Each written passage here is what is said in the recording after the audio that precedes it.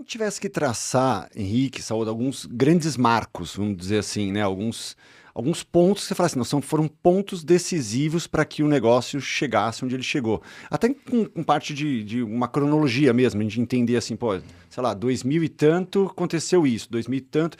A gente tivesse que trazer a história da F360, né? Claro, tá junto com a história de vocês, né? Com alguns grandes marcos, quais que vocês colocariam? Só para a gente ter uma ideia, eu digo principalmente para quem não conhece, poder falar, nossa, calma aí, isso aqui, que a gente está falando de 10 anos de empresa, né? Sim. Mas parece quem está vivendo 10 anos deve ser isso aqui, né? Quando você percebe, pô, já foram 10 anos, né? Sim. Mas trazendo algumas grandes marcas, o que vocês diriam que foi assim? Quando começou, quando virou, quando você, sei lá, alguns fatos que de repente podem trazer para a gente os grandes pontos de... Eu acho que assim, tiveram alguns momentos super importantes, né? Quando a gente começou a ter um produto que já começou a funcionar minimamente dentro do nosso grupo de franquias, né? Do Grupo Carbonell, a gente começou a ser procurado por alguns outros franqueados, falando, pô, vocês estão desenvolvendo, eu quero conhecer, não sei o quê. A gente, não, mas o produto ainda não está acabado, tudo, e aí a gente tem outros sócios, falam, vamos vender. Eu falei, cara, e aí a gente segurava, falava, não, ainda não precisa, ainda não estamos confiantes, a gente não pode dar espaço agora, e é difícil no começo, né, quando você recusar a venda nesse sentido, né? Sim. E aí, quando a gente falou, pô, vamos dar um passinho, né? A gente pegou, deu o passo e, cara, no nosso produto não tinha ainda a tela de DRE e nem de fluxo de caixa. Mas todo o resto todo o resto não, né? Mas uma boa parte que a gente considerava operacionalmente importante estava pronto. E aí eu falei, pô, vamos para o mercado da maneira que tá.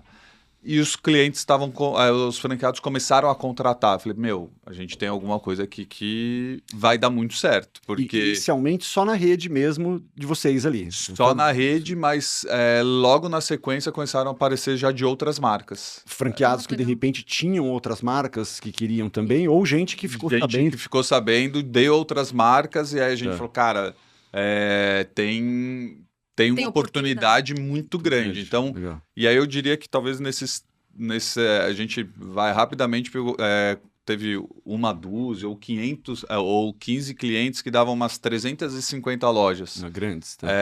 E já com, né, obviamente, boa parte do Boticário, mas já olhando para outras marcas. Aí eu falei, isso daqui vai dar muito certo. Eu lembro que neste momento, e ao invés da gente começar a acelerar naquele momento, a gente parou de novo de vender, tiramos o pé do acelerador, era uma venda muito passiva, para a gente terminar de desenvolver o produto com o feedback desses clientes. Acho que foi aí que a gente começou a trazer mais pessoas para o time, que a gente trouxe, seja pessoas para nos ajudar com atendimento, outras pessoas para ajudar com desenvolvimento, mas ainda um time muito enxuto, não passava de 4 pessoas na empresa toda.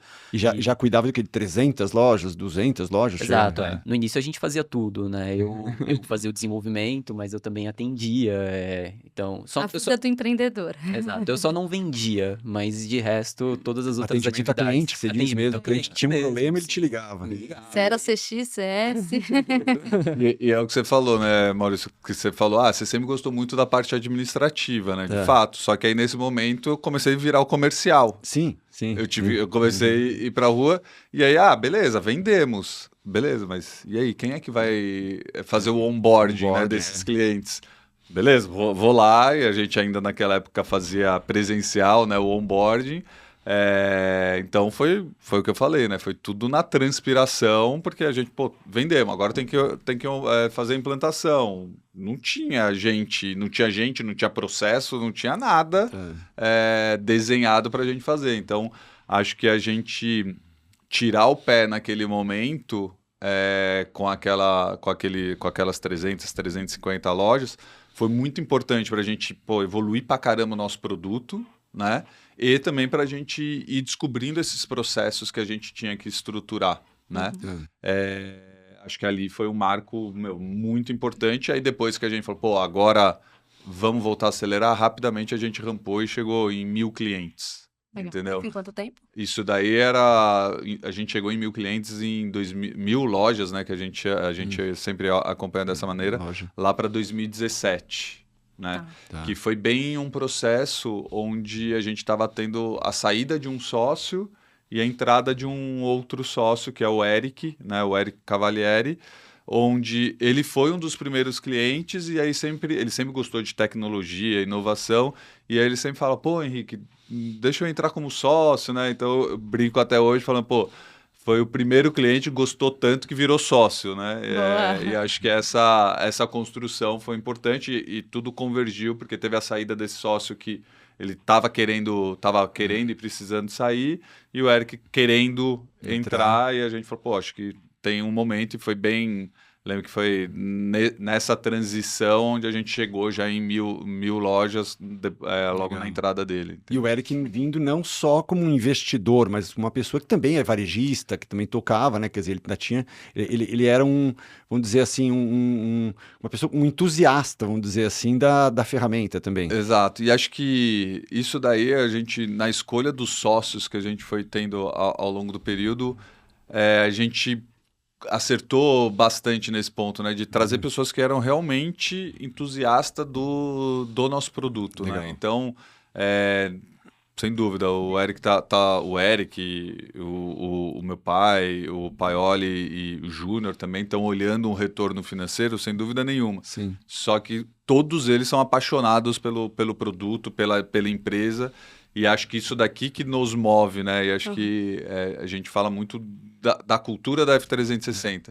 E é uma cultura onde os sócios participam ativamente, né? Nesse sentido. Até mesmo depois com a entrada do fundo, o fundo também participa ativamente, assim, né? Para realmente nos levar para um patamar onde tem essa oportunidade toda no mercado, né?